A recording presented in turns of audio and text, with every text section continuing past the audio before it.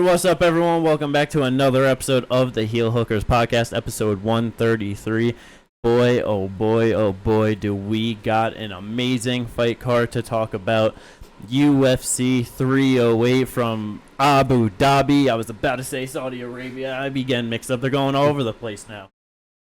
Ooh, this one. This is the one, right? Possibly greatest card of the year?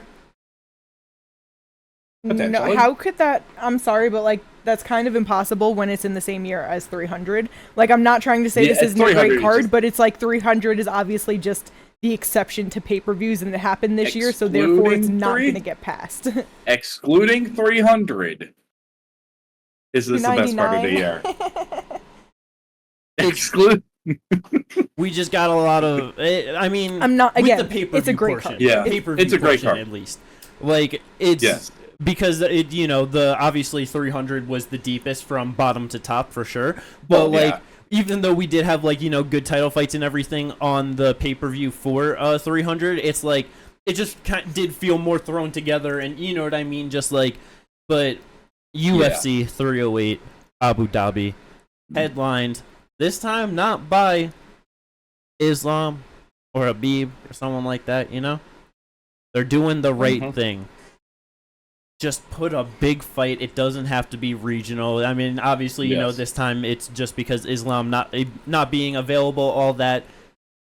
But still, they did the right thing. Yeah. Like, yes, do this. Showing out. UFC Featherweight Championship on the line. Undefeated 15-0. Ilia Topuria, the Spanish-Georgian champion, taking on current BMF champ, former featherweight champ, former interim lightweight title contender, Maximus Blessed Holloway. First question on this fight. Do you guys think this is the best fight to make in MMA right now? It's up there. Also, I love how you call him Maximus when his first name is Jerome. But it's Maximus. After 300, he is Maximus Blessed Holloway, always and forever.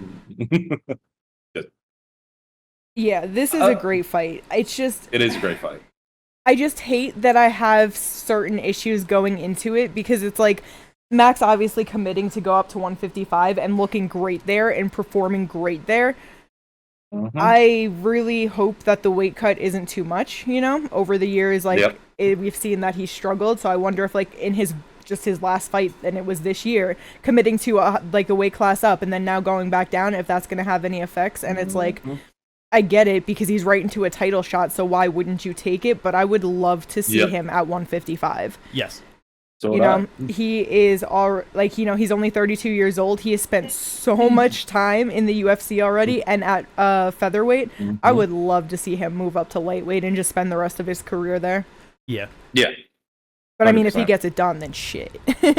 It's like you said, with that performance at UFC 300 against Justin Gaethje to get the BMF title, that was just an absolutely incredible performance for him at 155 pounds. It was. Really made it seem like that was the new life for him, and just where he should be and what he should be just pursuing, just pursue a title at 155 pounds, get those top fights, because he just seemed to hit a new level there. Who knows, that could just be him just in his overall game. Like you said, 32 years old, actually in his real prime. 32 is generally when a lot of fighters actually do their best work, in a single year. You know what I mean? So it's who knows, maybe this is just the newest form of Max, where 145, 155, it's not actually going to matter. You know what I mean? True. But I will always and forever worry about Max Holloway leading into a fight week and just that weight cut and everything. I just always will. He's always talked about walking around heavy, being a big boy. In the last one, just always talking about, leading up to the fight with Justin Gaethje, that he's moving up to 155 in the right way. You know what I mean? The last time he fought at 155 was 2019, and he did that against Dustin, where he was just fat off the couch. Okay, yeah, let me just not cut as much weight, basically. You know what I mean? Yeah. Yeah. But yeah, so it's just worrying about him on the scales because you never know. But I really hope that with him being 32, that it's it doesn't matter if it's 45 or 55, because he can definitely put on a beautiful performance. Yes. Because it's like going 100%. into Ilya's last fight, it's like the first round with Volk, he was being very patient. Yes. If he's patient like that and lets Max start to work and kind of like get his range build up, like I don't think it's not gonna be his like he's not just gonna find one shot on him and put him out. I don't think, at least. I really fucking hope not. So if he's patient like that and lets Max work, I'm definitely interested on how he's able to handle the pressure once Max starts really building up. No, yeah. Because that's the thing. Max is a build fighter. Like, he is going to build every single round. And if you get behind on those scorecards against Max, it is fucking hard to try to come back from that. That is something that is going to be very interesting. I'm very interested to see if Ilya attempts any grappling in this match as well, because I do think that would be very smart of him to do. Yeah, because obviously he's an amazing grappler, the first Georgian person to ever get a Brazilian Jiu-Jitsu black belt. Like, that has been something that he has used to start, like, you know, his career. Used it more the earlier run of the UFC, but lately just been really going much more to the hands. Like, in the Josh Emmett fight, we're just like, why the fuck did you wait till the 5th round to use the grappling? I mean, he did great on the feet. He didn't have to go to it, but he hasn't showed over a 5-round fight what that cardio looks like with grappling, with striking, with doing everything. You know what I mean? So that's going to be a very big, like, to have, like, just potential cardio questions. You know what I mean? Yes. Like, just not 100% knowing. In a 5-round fight against fucking Max Holloway, that's a scary proposition to be in. You know what I mean? Yeah. Yeah, Max Cardio King Holloway. Because he performed very well across 5 rounds against Josh Emmett. An entirely different fighter than Max Holloway. He's not someone that's going to put on the same pace. He's going to be looking for the more one big shot. He'll throw 2 or 3 at a time, but they're all big shots, and he's sitting back. He's going to shoot for takedowns. You know what I mean? Just an entirely different style. Like you said, with Ilya, he was very patient in the Volk fight, and he, like you said, he cannot do that against Max because that's going to bring him too much into the fight too early. Yeah. He cannot afford to do that.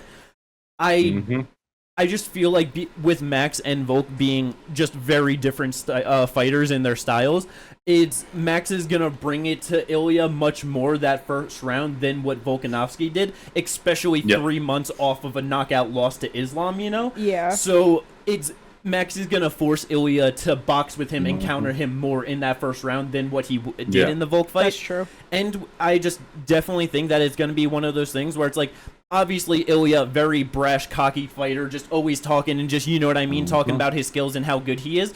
But it's one of those things where it's like you're going into a fight with the champ like Volk against one of the greatest fighters of all time. You don't actually know. You know what I mean? Yeah. He went in there and got it done extremely easily. He is going to have so much confidence under his belt to get that knockout over Max Holloway. Him saying that he's going to be the first one to knock him out, I genuinely believe that he believes that. You know what I mean? Oh, yeah. But with that, I just feel like that's going to play into Max Holloway's favor. I am, like, unless it's just an extraordinarily bad weight cut and he really isn't himself and his chin is just diminished because of it.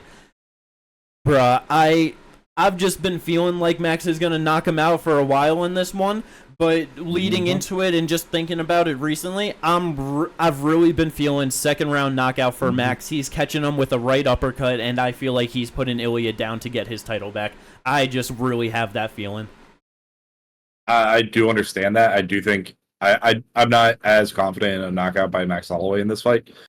But what I'm just something that I've been feeling is just like I feel like he, like with the way Topuria fights, Max could easily get into a flow state to where he is doing like not the same output as he did against Cater, but that same just head movement, the body work, like just being able to just get out of the way of Topuria's shots. Because even though he's not like telegraphing them, he is throwing very basic boxing combos. Like that is the biggest thing with Ilya is he is throwing basic boxing combos, and I feel like Max is going to be able to use his head movement to be able to just get out of the way. And if it is like his night where he's in that type of flow state, like he was against Cade or whatever, it's going to be a long night for Ilya. No, yeah, and because the first round is just going to be so like telling. yeah, like this Yep.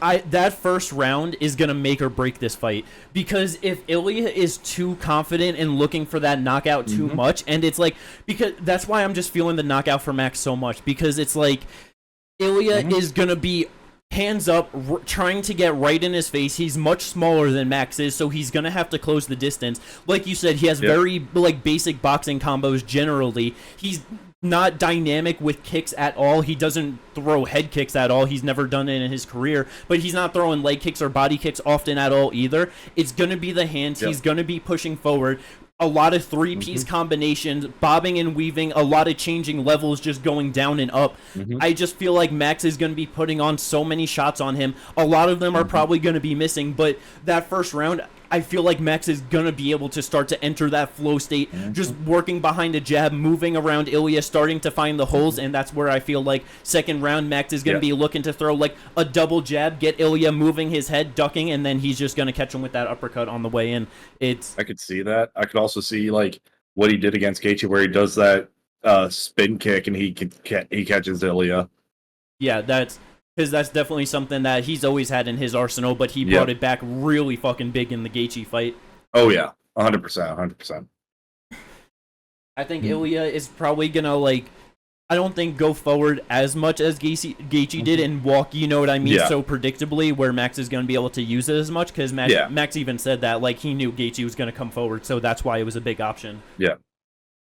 But if Max like doesn't get an early knockout, or like, you know, neither of them are like putting on too big of shots where they're just like really taking over, we might see some of the most beautiful boxing exchanges that we've seen in an MMA fight in a long ass time. Like, I am so goddamn excited for this fight, man. Yeah. No, for sure. Like, we'll definitely get some beautiful exchanges, like, especially if it goes the full 5. Like, it's gonna be a great fight. Oh yeah. I am so hoping for a vintage Max Holloway performance in this one. I really am. Yeah, 100%. And just take his division back over. Yeah, exactly. Just on the top once again. If Ilya gets a win here, do you think he can become the fighter of the year? I think it depends. If he ends up winning a decision, like, it really just depends on the performance for sure, because obviously getting that win over Volkanovski is great. Yeah. But circumstances, I still think, play a factor into things. So it's like Volk coming off of that knockout loss that he took short notice, coming back way too soon. It's like, and then if he decisions Max Holloway and it's not like this spectacular shit, I don't know about that. There's definitely other people, you know? That's very fair. It's hard. But if he goes out there and he is the first person to knock out, not only am I breaking everything, but it could definitely qualify him for the... Yeah. You know? Because it's like, I know we've talked about, like off the pod and stuff, but like, because it's him and Poatan right now, because obviously he still has to beat Max and do some, I do agree, like something big, because even with Poatan, it's like, it was short notice fights with Jamal Hill and Yuri, you know what I mean? So it's like, obviously 2 title defenses, but short notice, you never get the best of each fighter, you know what I mean? But yeah, it's definitely a close one. I do feel like, for sure, we definitely do got to see how it goes out there. If it's like split decision, super close, and people think that Max got robbed, then it's like, there's no way, you know what I mean? Yeah. And if Max puts on a vintage performance, like he puts on a Calvin Kattar-like performance, does it qualify him moving up to 55, beating Gaethje, literally knocking him out in the last second of the 5th round, and then just putting on a historic beating on Ilya Topuria? Like, does that qualify him? And taking his O? Honestly, that's entirely... I honestly haven't really thought about it from that angle, but that's entirely possible. Yeah, because like we were just talking about it in the last one, like with Whittaker, you know what I mean? Which we'll, like actually get to, but it's like... It is so hard to like get to the top, stay there, lose, fall down from it, and then still stay there and get back to it. Yes. So it's like... If man, to get the BMF title moving up and fucking just doing Gaethje like that, and then takes Ilya's O, and like, let's say if he were to finish Ilya, man, that is entirely possible that Max Holloway is your fighter of the year too, because it's like, it definitely does feel like the theme of the year has just been more of Poatan, because he's fighting so much so frequently on these big events, but yeah, Ilya and Max are definitely in the running for sure. Yeah. Max goes out there and subs him and gets his first sub in fucking 9 years. That'd be insane. That would be huge. Just absolutely beats him and then just like, gets him down, just arm triangle or something like. Yeah, that would. I don't even know, like, because obviously everyone just loves a knockout more and like would just want to see that, and like that would just be great. But like I do think Max subbing Ilya Topuria would be way more impressive. That's why I said it, because he only has 2 subs on his record and they're both gillies. So like you know what I mean? Like if he just went out there, beat him up, and then fucking choked him out or some shit, like that's crazy. Yeah, man. Disrespectful. Yeah. Either way, so excited for this fight. I cannot wait to see what happens and where either fighter goes afterwards. Yeah, one of the best fights you can do in MMA right now.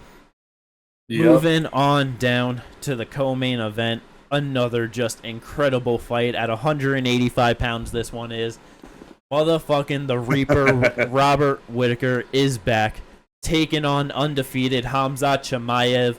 Khamzat finally getting that fight at 185 pounds, where if he wins, he can finally say that he deserves a title shot and get him in a title fight. How are you guys feeling about this one? What are your first thoughts and everything about Khamzat and Whittaker going down? 5-round co-main event too as well. I am excited. I love that it's 5 rounds. Yes. Because if Whittaker survives that first round, I feel like he is dragging Khamzat to the depths of hell. It is I truly possible. believe that. Yeah, man. It's like if like he's able to like do good the first round, like a normal type performance that he does, but he doesn't finish Whittaker, and he's still able to like go and fight normally and do good. It's just like, bro, that's gonna show how fucking good Usman still is, and like, you know what I mean? And just like, I am so interested to see how the grappling exchanges go, especially in the first round for this one. Yes. Yeah, I don't really even know what to think. It's hard because I don't know. I'm sorry. No, you're fine. But it's like Khamzat obviously in the last one, taking on Usman. Well, Usman taking him short notice, and the way it went, it's like we all know after the first round, Khamzat is very human. Yes. He has been having health issues. He hasn't fought in a year. He pulled out of the last fight, that was supposed to happen in June with Whittaker. It's rough because Whittaker has been, he's been active, so he's been getting back in the flow, and he can definitely go 5, but can Khamzat? Yep. And Whittaker's not the easiest to take down. 83% takedown defense. Like, he's been in there with some good guys. Derek Brunson, Yoel Romero. Like, it is hard to take this man down.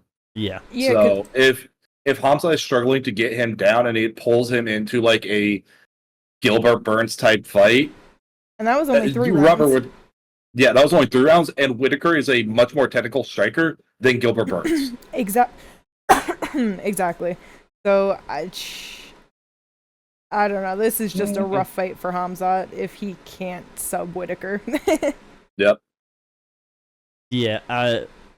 There's so many questions will get answered with just how good is Khamzat's grappling actually at 185 pounds? How does he actually perform against a top-level fighter? Yep. Possibly we might see cardio like answers at all. We could easily not. It's like Whittaker is definitely, he's been finished multiple times before. He's definitely someone that you can catch and get out of there, you know what I mean? But like you have to be able to do it, because like we saw Apollo hit the spinning wheel kick but wasn't able to get him out of there, and then it just like and it's like the only 2 people, like, Khamzat being 7-0 in the UFC, the only 2 people he knocked out and got out of there was GM3 and Reese McKee. Everyone else was a sub and then, decision. So it's like, I don't know, for a while I've been feeling that Whittaker has just all of the answers and tools to be the one to like get the upset win over Khamzat and get it done. But I just feel like Khamzat's just gonna find a way and then get it done over with. I don't know why. It just one of those things. You know what I mean? It's he might Like- be actually finally healthy and come back with like kind of just like that extra fire under his ass because he's been going through so much shit. He's 30 years old now and he hasn't been able to do very much in the past couple of years, and he's just like, no, I gotta go. Like, No, I could easily, like, if he gets him down, if Whittaker makes a single mistake on the ground, I could easily see Hamzat being able to wrap something up and get him out of there. Like, that's the biggest thing, is like, even Whittaker on the feet, needs to. Even like on the feet, he could get something done too. He could. It's just like, it is one of those things where it is like, is he going to be able to catch Whittaker? Because Whittaker, you can catch, but like, is his striking going to be technical enough to be able to do it, or just wild enough to do it? Like, you either have to be very wild or very technical. Yeah, you gotta get the timing, which is definitely, like, to your point, it's very hard to do. Hamzat's like, he's definitely a bit wild. Yeah, but I'm not sure if he's as wild as you almost need to be sometimes, like a fucking Dreekus. Yeah, because he can fight technically. Like, he can work behind a jab and throw, like, just good 1-2s, good uppercuts. Like, you know what I mean? Like, he does have those moments, but it was like, really, in the Gilbert fight, he just too often went to, like, I'm gonna brawl it out. You know what I mean? And that's kind of the one that I keep thinking of, because it's like that's Gilbert. Where he got the most looks of him on the feet, for sure. Exactly, because Gilbert stuffed one takedown and he said, fuck it, let's brawl. Like, is he going to try that? Is Whittaker going to stuff the first one because he does have good takedown defense? And he's like, all right, fuck it, let's brawl. Like, and like, so good. I can see Whittaker being able to 1-2 head kick Hamzat. May not knock him out, but definitely catch him with it. Oh yeah, for sure. Like, Hamzat a little bit taller, a little bit longer, 2 inches taller, inch and a half reach advantage. So you know what I mean, just like slightly and even though he's coming up from welterweight more recently than Whittaker, I just do expect him to be the much more physical fighter in there for sure. Yeah. And that's the thing is with Whittaker is also, like, when it comes to the takedown defense, the biggest reason for that is he has such a wide stance. He has that like karate type of stance where you're gonna need to get either a body lock, or you have to go for a single leg, then transition into the double. So, like, that's the thing. We're going to need... Hamzat's not going to be able to get it off, like, just potentially one shot. He's probably going to need to chain wrestle to be able to get him down. Yeah. Which is... I mean, he does have an absolutely explosive fucking double leg entry. Like, he does. It is ridiculous how fast he can shoot in on someone. But yeah, man, it is a great fight. It's definitely one of the best stylistic matchups at 185 pounds, I feel like, that you can do. Yes. It's so intriguing. I don't want either of them to lose. It sucks. You know what I mean? I really want Whittaker to be able to take his stop the hype train of 2 guys. You know what I mean? Ikram and him in a row and just be like, no, give me my motherfucking title shot. I deserve my rematch against Dreekus. But it's like, I want Hamzat to be able to come back, like you said, Kate, just after all the health issues and just everything. You know what I mean? Just so many people talking shit to him, acting like he's had more health issues and pulled out of more fights than he actually has, you know? Like, I would love for him to finally legitimize himself at the top of the division and earn himself a title shot. That would just be great for him. Great fight. Just an incredible fight, and I cannot wait to see how it plays out. I understand that. I'm just going to be riding with the... guys with the 26-7 records against the undefeated fighters. Isn't that hilarious? That is really funny. Co-main and main event. Did not realize that. Yeah, like you said, 2 undefeated fighters in the main and co-main event. We also got an undefeated fighter in the featured bout. My boy Lerone Murphy. He is on my draft. I'm definitely hoping he can get a win here, but he's taking on the unfinishable Dan Ige, 50K. He didn't get the fight in the sphere that he wanted, you know? But he gets a big fight here in Abu Dhabi against an undefeated prospect. I've been feeling like for a while that this should be a pretty solid decision win for Lerone Murphy. I don't think that he's going to struggle too much in this fight, but how you guys feeling about this one heading into it fight week? Dan Ike's going to knock him out. I don't know, man. I don't know. I do think Lerone is probably going to take this. I just think he has been too technical for Dan Ige. But Dan Ige, if he does land that one shot to knock him out, like, if anyone's going to do it, it's going to be someone like an Ige or a Josh Emmett who's going to be able to do it. No, yeah. That's definitely for sure. It's like, I know Ige hits hard and he's got like a good amount of knockouts. He's got 4 of them inside the UFC. Yep. But it's just a different level of competition that he's knocking out. Like, everyone that he's knocked out, other than Andre Fili, like, I don't think has ever been in the top 15. And if Andre Fili is in the top 15, this was like 8 years ago or something like that. You know what I mean? Like, it's just... I've honestly just been saying it because he's on your draft. I do think that Lerone is going to win the decision, but Dan Ige by knockout, you know? Well, fuck you then. Let's go. Dan Ige by sub. Fuck it. It's just... Lerone's too good of a fighter that Dan Ige is going to fight this stupid. You know what? It's just one of those things. He always does it, man. Like, he's a good fighter. He's solid, but... He likes to have fun. Maybe Murphy's not trying to have that much fun and he loses because of it. Gets knocked out. Lower fight IQ, you know? Third round, he's tired. He gets taken down. Ige starts dropping bombs on him. Fight's over. Third round KO.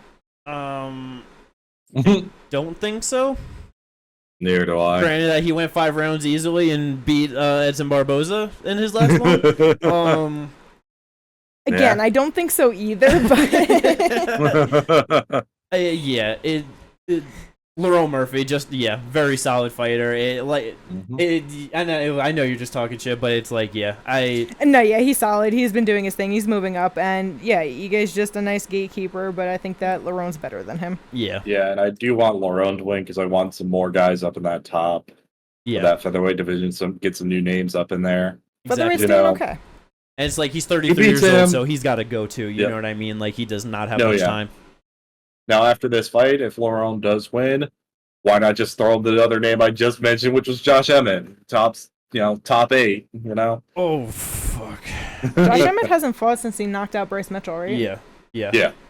Bro, it's just one of those things where it's like, I know, like, for so many fighters, Josh Emmett is a beatable opponent. You know what I mean? Like, they can do it.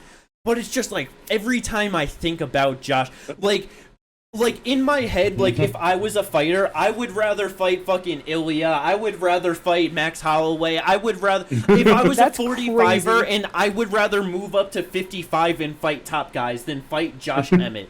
The highlights in my head just keep replaying Michael Johnson and Bryce Mitchell. Bro, he's just every time I think of Josh Emmett. I know, but damn, that's really funny. It's just one of, like, bro, you... It's just one of those things. You just have to be so motherfucking secure that, like, you can fight perfect, or, like, your head movement is perfect that you can see everything coming and, like, adjust so you don't take any shots clean, or you just got the fucking iron chin on you. You know what I mean? Like, because you fuck up one time and you're dead on the mat like Bryce Mitchell, you know? Like, that's just not what a lot of other guys have in their arsenal in any weight division. Yeah. I mean, shit. 10-4, and I mean the 4 losses he has are to somehow desk green Jeremy Stevens, the real hardest hitting 145er. Yep. Yair Rodriguez via triangle choke, and then Ilya Topuria. But he's fought literally all the other fucking like hard hitters like Calvin Cater, Dan Ige, Shane Burgos. Yeah. Like I said, Jeremy Stevens, like he's Michael Johnson. Yeah, Michael Johnson, like. And the thing is, it's like, it's scary. It's scary. But he's like the prototype. Like he is a literal throwback to the wrestlers who have just an overhand right. Yeah, that's what he is. Yeah, and it's hard to beat that sometimes. No, yeah, it's a scary thing in front of you, but that would be a good fight and just a great test for Lerone Murphy if you were to get it done. Just another good step up in competition. You know what I mean? That's definitely would be good. Yeah. Moving on down the card, though, it's a 205-pound contest between 2 top 5 fighters. Magomed Ankalaev, who should have been fighting Poatan for the title instead of Khalil, but in Dana's words, he couldn't fight him for the title because he was booked for this fight against Alexander Rakic. See, I hate that argument. I really feel like the realest and best argument is if you look at his last 3 fights, he went to a draw, no contest, and knocked out Johnny Walker. Yeah. Like... That's the real argument I feel like is here. Yeah. the Not that Khalil chiniest was fighter at necessarily more deserving, 205. but you know what I mean? It's just like, Yeah. it's He knocked out the chiniest 205er in the world. Like, congratulations. Yeah. Type shit. Either way, though, Magomed Ankalaev, 19-1-1. He's an incredible fighter. He is very solid, very amazing skills for sure. But just fucking low fight IQ, man. It's like, it's just one of those things. And at 205 pounds, making the wrong decision at the wrong time, you could just fuck yourself. Yep. I don't know why he would ever wait to the 4th round to grapple Jan Blachowicz. I just don't know why. But he did. Yeah. And, like, even with the Johnny Walker one, it's like, yeah, he knocked him out and just struck on the feet with him. But it's like, bro, you could have just taken him down so easily and just ground and pounded him and just not bet. You know what I mean? Like, he just doesn't fight smart or safe at all. He thinks he's going to go out there and knock out Poatan. Like, that's what he's just focused on. I would not be surprised at all. He just goes out there trying to strike with Rakic, and Rakic just kicks the fuck out of his legs, hurts him real bad, and gets a knockout in this one. I just would not be surprised. It can happen. No. It honestly can happen. He's just going to do what he did with Jan Blachowicz, and he's going to wait until he gets hurt with the leg kicks, and then he's going to start grappling him. But the problem is that could be in the 3rd round, and he's already lost 2 rounds. And then he, gets another 10-8, and then gets another draw? That'd be funny as fuck. That would be really I'd die laughing. I'm not gonna lie. I would die fucking laughing if that happened. That'd be really funny. Yeah, that would be terrible. I just feel like because everyone is just like, oh, it should be Ankalaev, he should be in the title fight and all of that.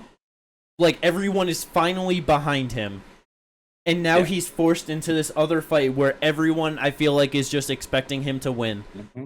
I just feel like he's going to shit the bed and lose the fight, and then we're getting Poatan versus Rakic. It's just another more favorable stylistic matchup. I mean, Rakic would easily grapple against Poatan. He is someone that is going to fight smart, and that's the thing, too, where it's like, he's very strategic in there. He knows how to play to his strengths and his opponent's weaknesses. It's... No, yeah. I think this is just Rakic upset all day. I can easily see that, yeah. Like, people forget, he does have power. Like, a majority of his wins are via knockout. People forget that about fucking Rakic. Yeah. 9 of his wins. I mean, I think it's UFC. just I was gonna say I think it's just because in the UFC, like, you know, he's 6-3. 4 of those wins are by decision with 2 knockouts. But no, yeah. Yeah, it's like the last time he did win by knockout is Jimmy Manuwa, 1st round in 2019. You know what I mean? So it's like... easy to forget. Yeah. And especially when you get an injury, then you're out for a couple years, get knocked out. Yeah. Like, yeah. But he was doing extremely well in that fight. It's Yuri, man. Like, that, you can't hold Yuri against anybody. Yuri's just fucking weird. Yeah. Yes. He's an anomaly. But that's also the thing, too. Funny, his knockouts were back-to-back. Him knocking out Devin Clark, then Jimmy Manuwa. Yeah. Because it's like, Rakic did just get knocked out 6 months ago, you know what I mean? So it's just like, who knows if he's really, like, fully back, ready to, like, take a shot. So it's like, this could also easily be another first-round knockout for Magomed Ankalaev, and it's just like, give me my motherfucking title shot, you know? So, just watch very it. Good fight. Bit unnecessary, but it's a good fight. Magomed, negative fight IQ moment, thinks, okay, he just got knocked out, I'm going to just rush him, and then gets clipped by his clean right hand, knocked out himself. That'd be terrible, but really funny. Well, let's go. We'll see how that one plays out. Winner of that probably gets a shot at the title for Poatan. More than likely. So, let's go. I wouldn't see why not. Yeah. Main card opener, another undefeated fighter, Inshara Magomedov. I'm just not on the hype train. I'm just not at all. Not anymore. It just with the last 2, it's like, I don't know. know. But he is undefeated, 14-0, 3-0 in the UFC, taking on Armin Petrosian, who's 3-2 in the UFC. I just feel like Armin has a better skill set overall. He's a bit more dynamic in the MMA game, and I just wouldn't be surprised if he's able to grind out a decision win here. I could easily see that. Yeah, we were all on the hype train after the Bruno Silva win. All right, cool, you did really well. Let's see what you do. And the last 2, it's just like, oh, you have 0 hands. Yeah, it's all kicks. Yeah. Like, no hands whatsoever. I'm pretty sure we were watching around and we're like, how many punches is he actually throwing here? No, yeah. And it's like that's all he's gonna do. Where it's like Petrosian, yeah, like 3-2 in the UFC. His 2 losses are Kyle Baralho decision loss, where just grappling being a problem, Grappled. and then he got Adolfo first round Vieira. subbed, in his last one. But it's like his decision wins over RoboCop, a split decision in his debut, and then AJ Dobson, which that's not a great win, but whatever. And then Christian Leroy Duncan, who you know what I mean? It's like yeah. Another guy who likes to kick a lot, but does have hands. Christian Leroy Duncan. So Shara, the favorite coming into it, but looking at an arm and upside. I feel like a lot of dogs are going to win on this card, so we'll see how it goes. Yeah, there's a good amount of dogs that I could see winning in this card. Going on to the prelims, this is not some quick thing to just run through because we just got so many good fights on this prelim card. It is absolutely amazing. Prelim main event. RDA going back up to 170 pounds. I love the idea of that. I just don't love the idea of him fighting a top 10 contender in Jeff Neal. Maybe win or lose, he finally gets out of the 155-pound rankings with this, though. Doubt it. Tied at 14 with Paddy Pimblett. Bro, he's just going to beat Jeff Neal and be ranked top 15 in both of them, huh? Yeah. Kind of like Max. Kind of like, actually just Max, I think about it. But yeah, it's just one of those things where it's like I feel like Jeff's gonna knock him out.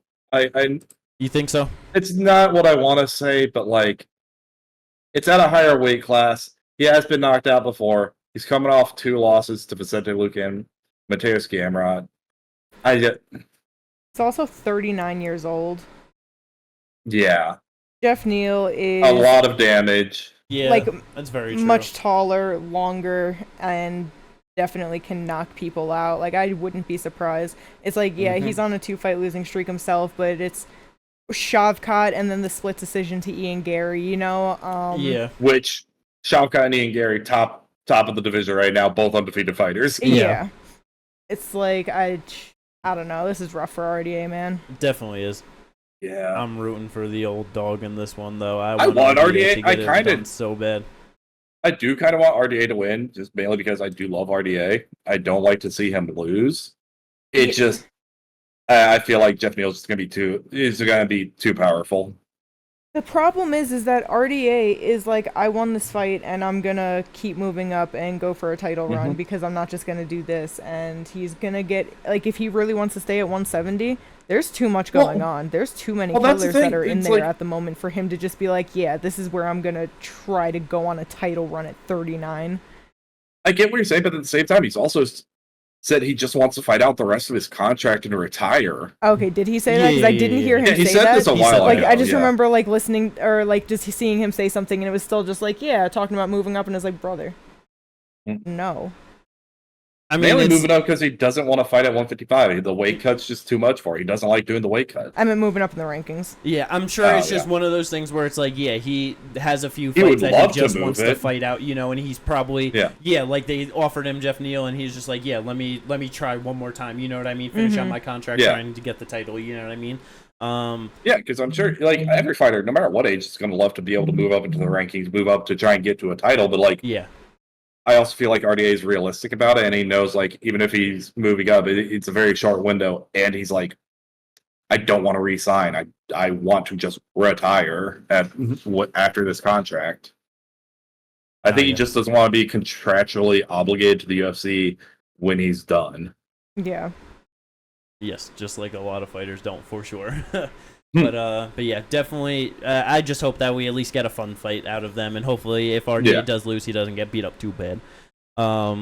Next fight, 155 pounds. Mektabek Orbai is back taking on Mateusz Rebecki. Mateusz Rebecki coming back after that rough loss to Carlos Diego Ferreira. Yep. Orbai about to knock him the fuck out or sub him. Probably. This is going to be a fun-ass fight, though, at 155 pounds. Yes. Oh, my God. Yeah, it was just such a fucking rough loss. Oh, yeah. He just gassed himself out, and just started getting beaten up bad by fucking Carlos. Yeah, that was... Yeah. And I'm not going to lie, like, coming into this fight, if he does win, he he kind of deserves top 15 opponent. Urs Medic, Elsbrenner, and then Mateus Rebecki, back to back to back. Like, that's a good run right there. 3-fight run. Yeah, I could see him getting into the top, fighting someone in the top 15 after that. Yeah, definitely would not have a problem with that for sure. Definitely expecting fireworks from that fight for sure. 135 pounds, Said Nurmagomedov taking on Daniel Willicat Santos. How you guys expecting this one to go? Who you feeling? Nurmagomedov? Yeah, probably, huh? He's fighting someone else now who's 2-1 in the UFC. Mm-hmm. After his loss, he fought someone who was 1-1 in the UFC. Like, they're giving him layups to get him back into the top 15, it feels like, after he lost to Jonathan Martinez. Yeah. I mean, they are in Abu Dhabi. Makes sense. I get it. Yeah, like Saeed 7-2 in the UFC. Like you said, this guy 2-1. I do think it will be a fun fight, though, however it plays out. I hope it's a fun fight. It's just like, he's 2-1. He lost to Julio Arce, beat John Castaneda, and then Johnny Munoz Jr. Yeah. But yeah, let's see how that one plays out at 135 pounds. I don't know how Abus Magomedov is a favorite over Bruno Ferreira, but Bruno Ferreira first round knockout. Yup. Yes. I mean, Abus does have a pretty aggressive first round, So I mean, okay, so maybe second round then, but like Bruno has knocked out RoboCop, Phil Hawes, and Dustin Stoltzfus. Like all of them in the first round. Yeah. He also got knocked out in the first round by Nursultan. Yep. I know Nursultan was like real tall and long though, and he kind of just like ran right into the perfect counter. But yeah. I mean, 6'2", 78-inch reach for Abus, 5'10", 72-inch reach. Yeah. So 6-inch reach advantage for Abus. No, yeah. I woun't be surprised if Abus won or got it done or something, but it's like I'm just very surprised that Bruno's the underdog coming, that's just fucking crazy. Abus has a questionable gas tank and chin. Yeah. But this is gonna be that's gonna be a whole lot of fun, however long I feel like this fight's gonna end in the first round no matter who wins. Probably. More than likely. Same with the next one. Yeah, Kennedy and Nzechukwu, I don't know why he's moving up to heavyweight, but now he's taking on Chris Barnett.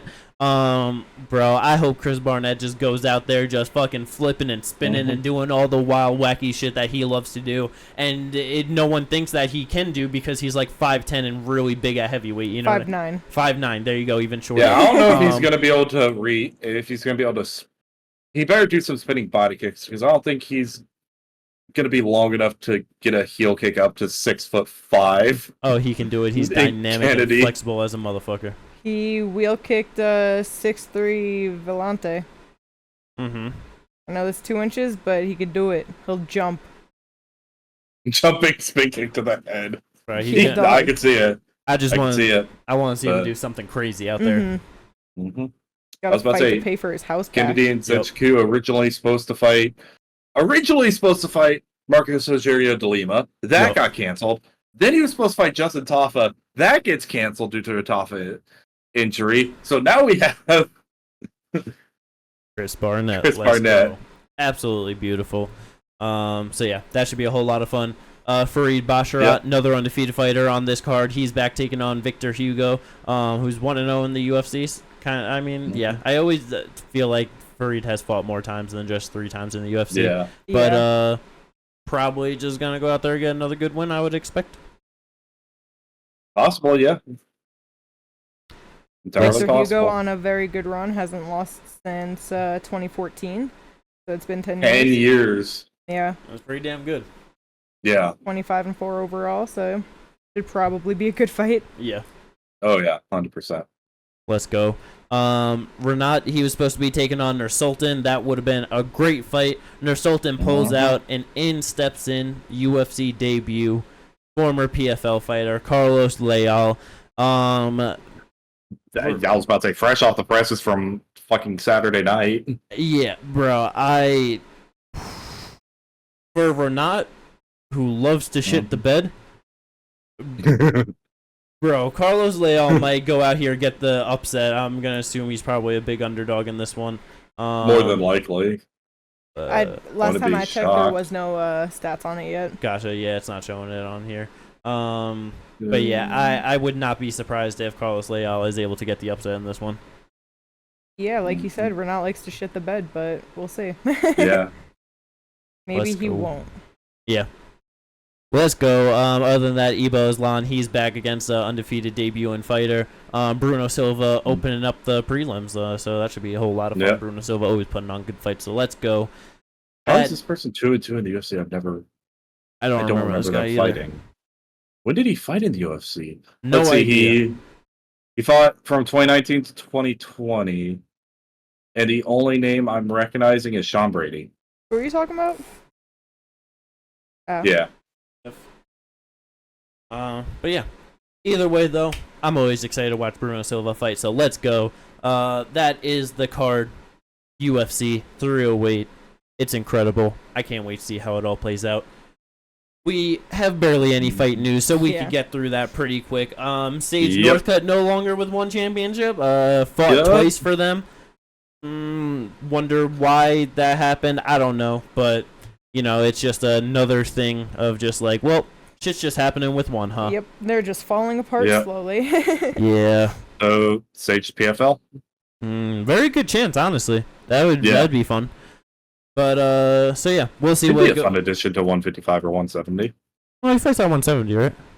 I don't think he ever fought at 55. No, he used to fight at 55. Really? He fought 55 one time, but gotcha. You know, it is a cut for him, so I think probably 170. Yeah. So yeah, let's see what good old Suggester does in his MMA career. But speaking of MMA careers, for some reason, motherfucking Cowboy Cerrone, he wants to kickstart his MMA career again once more, looking to get 50 fights under the Zuffa UFC TKO banner, you know, just all that good stuff. I don't know, man. It's needs two more to do it. I agree with Dana where it's like, why? There's no real reason, you know what I mean? It's just one of those things where if they do the right fights against just some real old men that, you know, maybe he wins, maybe he loses, but it's not too bad of getting beat up, then it's like, sure, why not, you know? Yeah. Him versus Tim Means, why not? Yeah, exactly. Him versus Tim Means, Court McGee, fucking, you know. Yeah. Exactly. RDA rematch? Yeah, that probably wouldn't be too bad, honestly. But yeah, probably 170 is just where he's going to get all those old man fights, you know? Yeah. Yeah. Let's see what happens. There ain't no old men in 155 anymore. Nah. But a real fight that's happening. Very solid fight. Randy Brown, he is back taking on Brian Battle. And Battle just looked great in Paris against was it Kevin Jousset? But Randy Brown, very tough guy, right outside the top 15, just always hanging around. So, Brian Battle gets it done here. He definitely deserves a top 15 opponent. Oh, yeah. 6-1 in the UFC, 100%. make it to 7-1, like, Yeah. Probably. I don't remember everyone on his record, but I feel like that would be the best name for sure. No, yeah. Oh, yeah, absolutely. But it's just a nice climb up and get the win over Randy Brown. It's like you're there. Exactly. Or a fight that'd be really fun, and please put it on a pay-per-view main card so I can have a press conference between these two. Brian Battle and Kevin Holland. Yeah, that would be a whole lot of fun. I want to see that. I would definitely be down for that for sure. No problems with that. But last little thing to bring up, nothing confirmed, but there's been talks going on. It was originally talk that it might have been the main event for UFC Tampa, December 14th, but then I'm pretty sure it was Umar saying that it's going to be happening UFC 311 in January. It was actually his coach, Uriah Faber.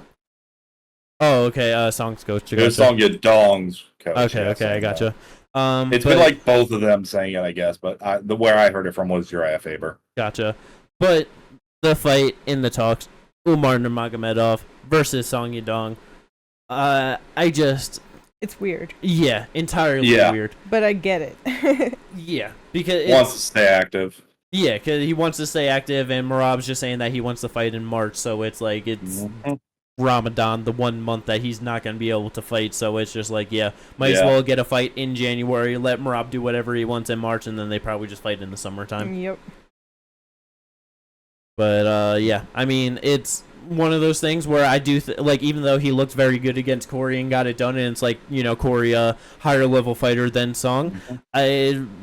Song Yadong could definitely pose some different threats in this one, just very strong grappling as well, you know what I mean, and just real big power shots. It's like, we know that he can go 5 rounds and he carries that power late. If this does end up on the pay-per-view, I would love for them to do, like, especially Islam as the main event. If he ends up fighting there, they got to do this co-main event 5 rounds. That would be just so smart to do. Oh yeah. And hey, Team Alpha Male, they're known for their guillotines, so yeah, you get sloppy shooting in. Yeah, definitely an interesting fight. Would love to see it, but doesn't really make the most sense for the division. No, it doesn't make the most sense for the division. Makes sense if you want to stay active. Bro, do Umar versus Henry. You know what I mean? I would prefer that. Easier win for Umar, bigger name on his resume as well, you know? Mm-hmm. And then it's like, fucking Henry wins. Now he can fight Merab for a second time, you know? No. Yeah. Let's go. Look, we've talked about it. Like, this is how you book it. You do Sean versus Piotr as a rematch. Corey versus Davison. Umar fights Merab. Like, why can we not just do this? I get the Merab thing, but like, it is what it is. Either way, though, that's all the shit to talk about for this episode. I hope everyone enjoyed this one. Oh, I cannot wait for UFC 308. It's going to be incredible. So we will catch you all on the review to all of that, hopefully with just tears of happiness that Max Holloway is the champ again after a spectacular knockout win. Yes. Let's go. Peace out, everyone. We'll catch you then.